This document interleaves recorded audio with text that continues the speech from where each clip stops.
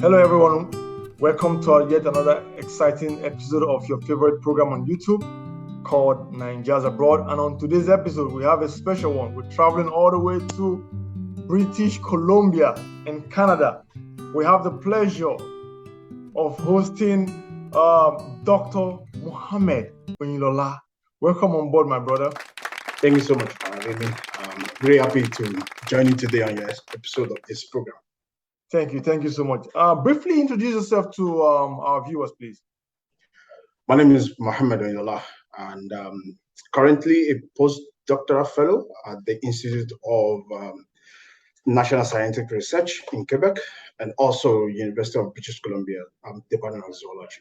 I'm an aquatic ecologist by training, and my educational background, I did my BSc at the University of Agriculture in Nigeria. That's the popular UNAB, right? Yes, UNAB, where I study agriculture and fisheries management. And after that, I worked a little bit. Then I moved to Germany to do a master's degree at the University of Bremen in Germany, where I studied aquatic ecology. Then after, I moved to Canada to study zoology. My specialization is on climate change and aquatic resources. And since then, I've been working with different groups. And presently now, I work with some group in Quebec, also in British Columbia, where we do research on aquatic ecology, research on climate change impact on food resources that we have. That's a very interesting resume you have there, my brother. Along the line, we're definitely going to get into the places that you visited before you wound up in Canada now, right? But moving forward, can you tell our viewers where exactly you're from in Nigeria? So I'm originally from Oyo State. I'm Shaki, I'm a Shaki, Ogunroki. But I was born and live in Ibadan. So Ibadan, I would say Ibadan is my city, where I grew up in. And yeah, where I school, my primary school and secondary school in Ibadan before moving to Abeokuta to study.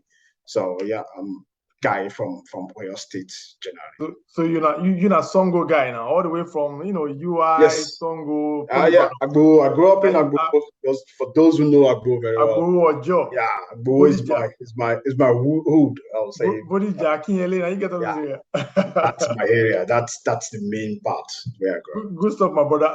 So let's delve into your expert. When did you leave Nigeria for the first time, and what informed that decision? So it was in 2012. I left Nigeria in 2012. And one major reason of being in Nigeria is, as a boy we call ourselves, you need to find a way for your life yourself, and you need to survive. So prior to that time, before I left, I was working in Ikoto, Lagos, and juggling between my own hustle of selling fish across every hook and corner of Nigeria. Oh, so you are growing fish, the fingerlings or what? So it's fingerlings. So I don't really have a permanent farm then, but I do have clients in which I supply to. So if you have fish in your farm, I can easily get it from your farm, be the middleman to get it down to the next buyer. Oh. So it might be fingerlings that you have that you want to dispose, or juveniles, or the adult stage. So my own job is get it from your farm, had my own little cover on it, get it down to the person who needs it next. So that was also then. I was working with the farm also then as extension officer in Ikoto. Then I started my master's at UI, University of Ibadan master's program. And juggling between masters and juggling between you trying to hustle, it's a little bit difficult. As masters is structured in Nigeria, which it's a full-time job itself. Yeah, you have to be full-time. You have to go in Monday to Friday, 8 a.m. as a master's student. And so yeah, I became school 2 student, someone who just goes to the university on Fridays only, because I need to fund for myself. I need funds to do things, right? So along the line, I found out, like, it would be better if I just quit this program because I don't want to fail a program. I would not go into a program that I want to fail. And if I can quit the program and I can focus on my hustling until I can easily find a way of getting my education, getting more degree, and at the same time fetching for myself, then I can continue. But fortunately for me, I went to discuss my surgeon with one of my mentors at University of Badon. He's a professor in geology department, and he was like, yeah, it's good you want to like get more money and try to survive on your own, but if the educational structure in Nigeria doesn't allow you, you can travel out and do it somewhere else. And he told me, oh, in Germany, you can work in summer and school in winter, which is really good deal. I'm not a lazy person. I can go there, study in winter section terms, and sometimes I do my hustle, keep the money in the bank, and use that to survive. And generally, public universities in Germany are free technically. You pay what we call contribution fee. So all you need is the block account to get your visa. And when you have the block account, presently is around 10,000 euros. Then it was around 8,000 euros.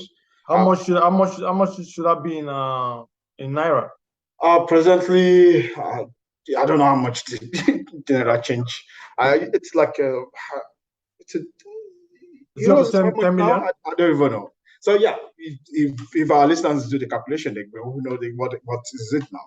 So it's like 8,000 euros then, and I will have that money, and that money you can use that money because it's going to be in German account already, so you can still use that money to survive. At the same time, especially for the first winter section in which I will be there. So the summer section, I will just stay and try to do work and get the money back into the account. So that was the idea. So I applied for the program, and when you apply for the program, generally they give you, there's opportunity for you to apply for a certain scholarship. So it comes with it, so you can see it in the school website. So I saw German Exchange Services website scholarship.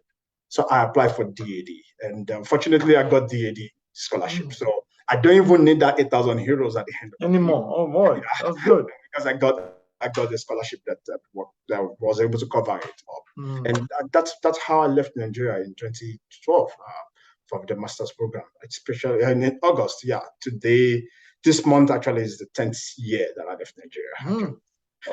Already a decade. Yeah. So how long did you do that program for in Germany? The program was 2 years program. So 2012 to 2014. But in between the first year of the program, it's called ISATEC program. Viewers who are interested in aquatic ecology can check it out. It's 2 years program in which you have first year of coursework and the second year of your project work or your thesis work. And you can travel anywhere to do it based on the fund you have or the project that you joined. The project that I joined is in West Africa. So after my first year of classes, I joined that project. And fortunately, it's in West Africa. So I was assigned to the Nigerian part of the project. So you went back to Nigeria? I came back to Nigeria in 2013, went to Calabar. There's estuaries in Calabar that goes to that joined with the Gulf of Guinea. So yeah, I went back to Calabar. I was in University of Calabar. It's a collaboration between my institute in Germany plus University of Calabar. So we be able to get marine fishes from the fishermen there, fisher folks there. And so I used that for my analysis, went back to Germany to defend my thesis, write my thesis, do the analysis. So I got a lot of samples from there. Then went in, do the lab work and statistical analysis and write my thesis and defend my thesis. And in 2014, September 30, I finished my master's program, and that was the end of the master's program. Good stuff. So how did you wind up? You said you went to Malta one time, right? So towards the end of the master's program, I was thinking of life after master's already. So when I came back, I was like, oh, so what will I do if I want to if I have the mind of going back to Nigeria, or if I have to stay here? Going back to Nigeria, I need to find a stable job this time around. I cannot be like moving here and there. So I started applying towards the end of the PhD, master's program. I started applying to companies back in Nigeria just to see if I can go back into Nigeria. At the same time, I was applying also in everywhere, master's program, PhD program, and also for work everywhere all over the world, right? There was a time I went into the international office of University of Bremen. And I asked them how the international office can facilitate us staying in Germany and working in Germany. One of the things they told us, when you're studying in Germany, you have this 18-month visa after your graduation, and you can use that to get a job, and you can use that from there, see if you can stay, if you like the job, or if you want to stay in Germany. And one of the staff also told me, oh, you can go for internship program also. You can learn, you can improve your skills. Now you have the skills, and you can go for that. All you need to do is apply to those internship, the company, if they can accept you an intern, and you can apply for what we call Erasmus Plus scholarship. It's internship grants. So I got a job in Malta as an intern, and I went in and applied for the Erasmus Plus. So I got the Erasmus Plus grant, and then that's why I left Germany in January 2020. 2015, in January 2015. So I left it for Malta. So that's why I packed my bag in Germany. Few of my things, dropped it with my friend who's still in Germany, and I decided to live on the island, on the beautiful island of Malta. Malta. How long were you there for? I was in Malta for 4 to 5 months. So along the line, when I was, because I applied for a lot of PhD also, so I got some response from different PhD organization, and one of them that's really struck me, it's a PhD which I applied in Canada. So there's this program called Naijas program then. So I applied for that, and around January or thereabout, the professor, no, I think this was in December. I started October. I started discussing with the professor about the project, and he was like, yeah, let's have an interview. And I noticed, it's a lot of people that apply for that PhD program. So we discussed and fortunately for me, during my master's program, we used to have what we call a seminar. It's an essay course in which you choose a topic and you write on that topic. The essence of that essay course is to guide you on how to write your thesis. So there will be a professor attached to the course who's going to tell you, pick one topic and write on that topic extensively. You might do a simple analysis with it. You can pull in data from different places for it, or you just write it like literature review. So one of the topic I chose was mariculture under climate change, culturing of fish in the marine environment under climate change. So when I applied for this PhD also, that was the main focus of the PhD also. So I already have the knowledge about what to do and how to do, because I've learned from that process. Right. So my interview was smooth, was really, really smooth. I had an interview with the supervisor, and he was really happy. You had 2 of them were there, and they're both happy. Like literally 30 minutes later, he emailed me and said, "Oh, do you want us to chat again about your interview?" And I was like, "Oh, yeah, maybe no, maybe yes." I was like, "Okay, yes." So I went for it, and they were like, "Do you get to move to Canada?" I was like, "Yeah." I'm in Malta now, but Malta. I can tell them I'm in Why Malta not? tomorrow morning. So yeah, Why not? and that was it. And so I got the position when I was in Malta, and then I started processing of coming to Canada from Malta. So yeah, and that was how I did it. So May 2015, I left Malta finally. Resigned my position. That was the scholarship grant that I don't need the money more anymore, the Erasmus, and they're really happy for me to get that position. So yeah, that's when I moved to Canada. Man, you have an interesting story, my brother. Let's move on to the next question. When you got to take us through your first week in Canada, how did you settle in? How was the transitioning like from Nigeria to Germany, from Germany to Malta, and now from Malta to Canada? How did you settle in Canada? It was really smooth. So at first, when you live in countries like Germany before, and you move to Canada, I don't know how German will see it, but as someone from Africa that moved to Germany in the society, that it's really perfect. Like everything really looks pretty perfect to some extent. And you move to Canada, you might have the idea that, oh, it's a developing country that I'm moving from, and Canada also is a developing nation that you move from.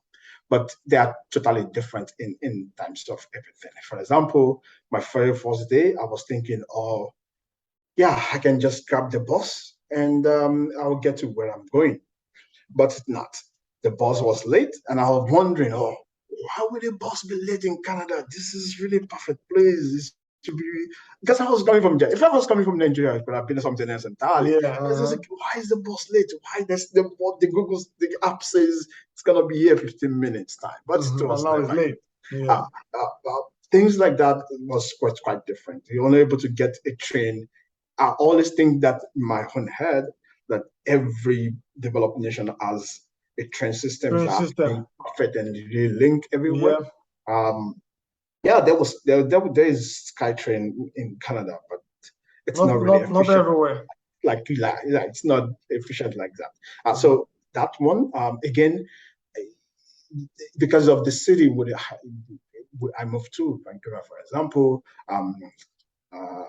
housing is quite different. Housing is really on a high end.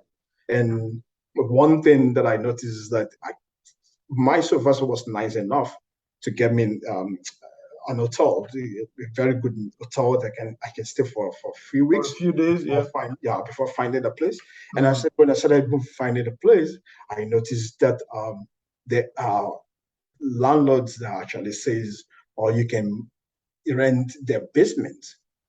Coming from Germany, I've never said that. Like why would you rent someone's basement? It's not me. It's just because of the housing market. That's something a little, I think, generic to North America. They have it in Canada. They have it in the US here too.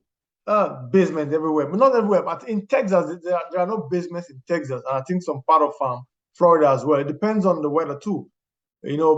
Places where they have this climate issue, like where they are prone to having tornadoes and all that, and flood, they usually don't have the basement. But New York, oh man, they have lots of basements here. So you see, just within the country, it's quite different. And someone moving from there. So that's another thing that I noticed.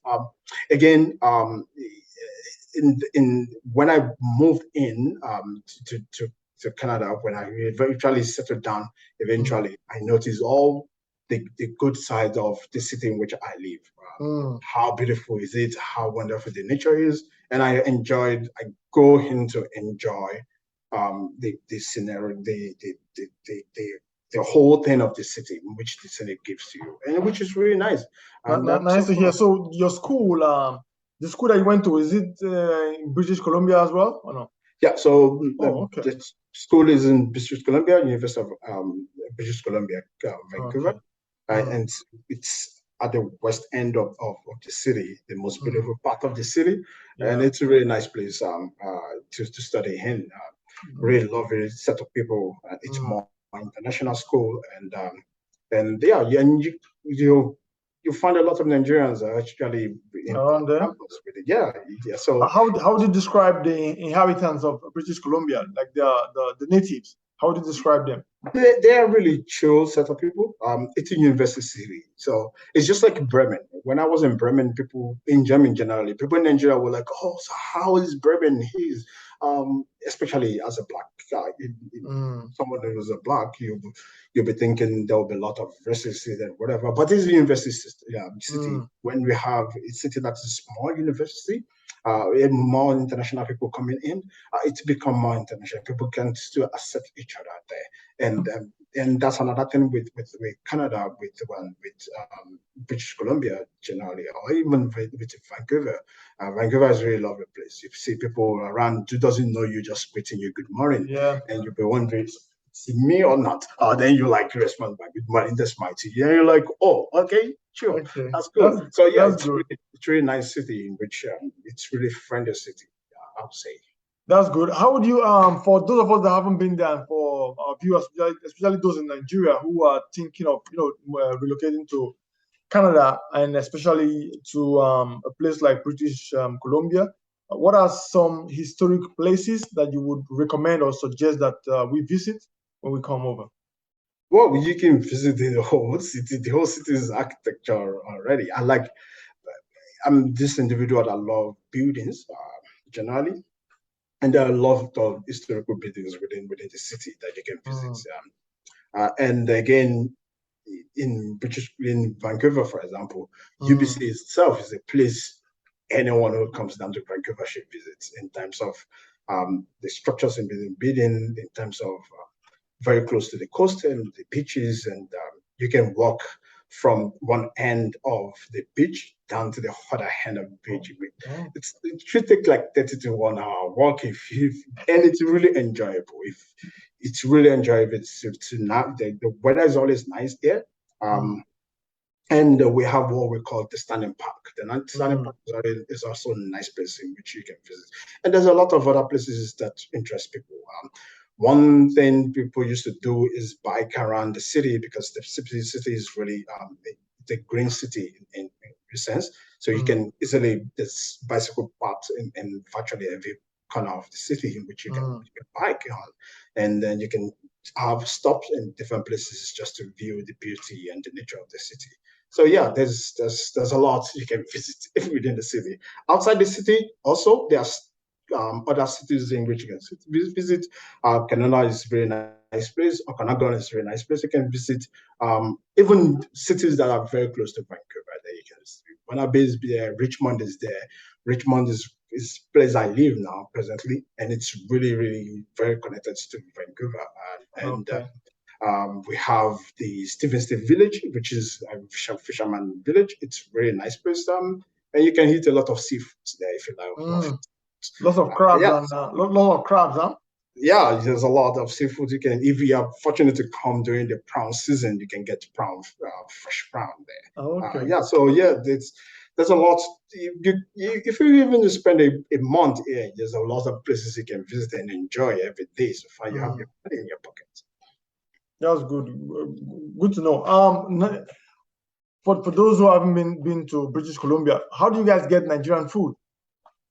So, do you have like African market or Nigerian market? They are the African store, but in Vancouver, I think there's just one place that I know in Vancouver, and most of us get the African stuff from a city which is close to Metro Vancouver. We call it Surrey. And that city, you find so many Africans, also so many Nigerians there. And there's quite a number of African stores in which people can get food, African stuff, African wear. Ladies can get their hair stuff and other stuff that you can get from there. There are a couple of African markets around that area. If you live in what we call Metro Vancouver, it might be a little bit stretch for you to get there. Drive probably 30 minutes drive.